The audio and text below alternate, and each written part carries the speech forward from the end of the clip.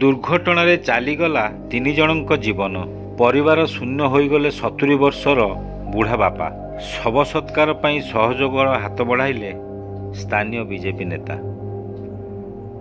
ଘସିପୁରା ଥାନା ଅନ୍ତର୍ଗତ କୋଳିମାଟି ନିକଟରେ ବୋଲେରୋ ସହ ବାଇକ୍ ମୁହାଁମୁହିଁ ଧକ୍କା ହୋଇଥିଲା, ଯାହାଫଳରେ ମା ଓ ଝିଅ ମୃତ୍ୟୁବରଣ କରିଥିବା ବେଳେ ବାପାଙ୍କର ମଧ୍ୟ ମୃତ୍ୟୁ ଘଟିଛି। ତାଙ୍କ ପରିବାର ଶୂନ୍ୟ ହୋଇଯାଇଛି। ସୂଚନା ଅନୁଯାୟୀ ବାପା ମା ଝିଅ 3 ଜଣ ବାଇକ୍ ଯୋଗେ ଘଟଗାଁ ସ୍ଥିତ ଶ୍ୱଶୁର ଘରକୁ ଯାଇଥିଲେ। ସେଠାରେ ଆଧାର କାର୍ଡ ସଂଶୋଧନ କରି ଫେରିବା ବାଟରେ ଦୁର୍ଘଟଣା ଘଟିଥିଲା, ଯାହାଫଳରେ ପୁଅ ବାପନ ମୁଣ୍ଡା, ବୋହୂ ସୁକୁଟି ମୁଣ୍ଡା ଏବଂ 2 ବର୍ଷର ନାତୁଣୀ ସନ୍ଧ୍ୟା ମୁଣ୍ଡା ମଧ୍ୟ ଏହି ଦୁର୍ଘଟଣାରେ ମୃତ୍ୟୁବରଣ କରିଥିଲେ। ଏପରି ଖବର ପାଇ ସମଗ୍ର ଅଞ୍ଚଳ ଶୋକାକୁଳ ହୋଇଯାଇଛି।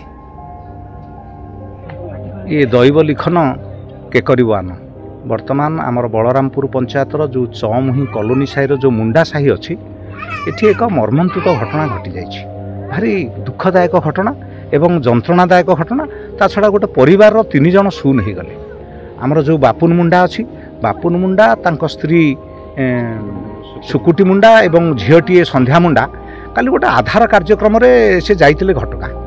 तांको शशुर घरटा भी घटगां। से फेरिला बेले हठात गोटे बोलेरो दुर्घटना माँ एवं झील से सांगे सांगे स्पॉट डेथ हो गले।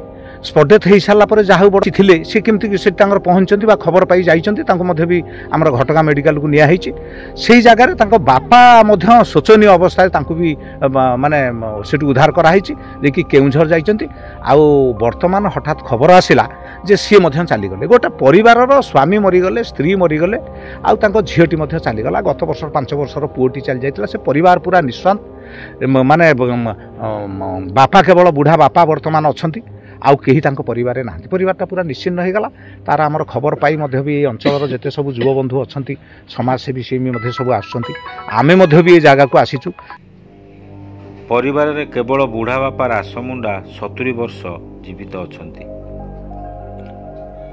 से जड़े गरीब श्रेणी लोक होइथिबारु ए खबर पाई केन्दुझर जिला वरिष्ठ बीजेपी नेता डॉक्टर शंभुनाथ राउत तांको बासभवन रे पहुंची शव सत्कार पाई आलोचना करने तो संपूर्ण सहयोगर हाथ बढ़ाई।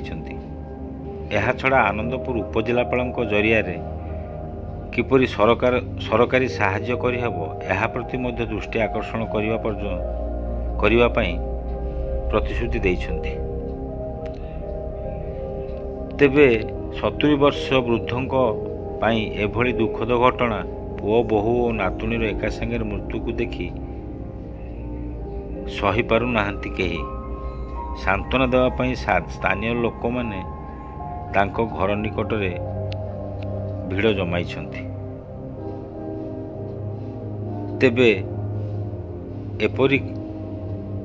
तेबे एही घटना रे सहयोगर हाथ बढ़ाई विभिन्न महलरू यहाकू स्वागत करा जाइछि।